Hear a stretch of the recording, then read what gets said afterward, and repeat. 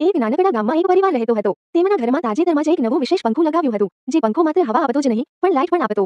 આ પંખામાં 3 નાના બ્લેડ હતા અને વચ્ચે ગોળાકાર તેજસ્વી લાઇટ. પ્રથમ રાત જેમ જ રાત પડી, ઘરમાં સૌ સૂવા ગયા. એ પંખો ધીમે ધીમે ફરતો અને મધુર પ્રકાશ આપતો. બાળકોને તો એ બહુ જ ગમ્યો. એમને લાગ્યું કે જાણે આકાશમાંથી ચાંદ તેમની રૂમમાં ઉતરી આવ્યો હોય. પરંતુ મધરાતે અચાનક પંખાનો પ્રકાશ વધારે તેજ થઈ ગયો. પરિવાર જાગી ગયો. એક બાળક બોલ્યો, "માં, આ પંખો તો બોલતો હોય એમ લાગે છે." બધાએ આશ્ચર્યથી જોયું. પ્રકાશમાં અક્ષરો દેખાયા, "હું તમારો મિત્ર છું. મારો ઉપયોગ સાચી રીતે કરજો." પંખાનો સંદેશ પંખાએ રોજ અલગ અલગ સંદેશ આપવાનું શરૂ કર્યું. એક દિવસ તેણે લખ્યું, "વીજળી બચાવો." બીજે દિવસે, "ઘરમાં પ્રેમ જાળવો." ત્રીજે દિવસે, "શિક્ષણથી જ જીવન પ્રકાશિત થાય છે." બાળકો એને જાદુઈ પંખો કહીને રમવા લાગ્યા. ઘરના મોટા લોકો એને આશીર્વાદ માનીને સમજવા લાગ્યા કે આ તો ઈશ્વરની યાદ અપાવવાનો એક માર્ગ છે.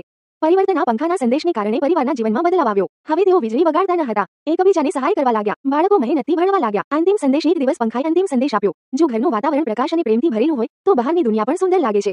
એ પછી પંખો સામાન્ય થઈ ગયો. હવે કોઈ સંદેશો આવતા ન હતા. પરંતુ પરિવારને એ યાદ રહી ગયું કે પ્રકાશ અને હવા જેવું, પ્રેમ અને સમજણ પણ જીવન માટે જરૂરી છે.